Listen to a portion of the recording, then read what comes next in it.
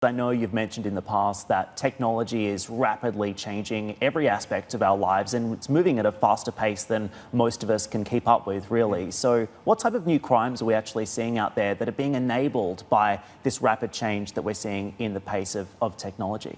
Certainly the fact that technology now has broken down the limitations of borders and time, and so that where we've seen traditional borders, crimes behind borders, that's something that's certainly been broken down. The second thing is obviously digital crimes now are leaving different types of footprints. You haven't got necessarily the same forensics or DNA that we once had at a crime scene. You're now looking for a very different type of footprint. And the truth is now law enforcement are working with platforms such as Facebook and the Google. They have massive teams that they connect with and work with through there to try and make the response quicker, certainly going ahead. And we're going to see more of that in the future. I think it's interesting you've also mentioned in the past that our ability to distinguish between what's real and what's not in the future is going to be harder and harder as well. And you only have to look at something like Google Duplex to get an insight into that. Now we have AI bots with real human voices, and that's a challenge, but it's also an opportunity for police, right? It is, and look, technology brings both challenges and opportunities to law enforcement, just as it does in the corporate world. And this is the fundamental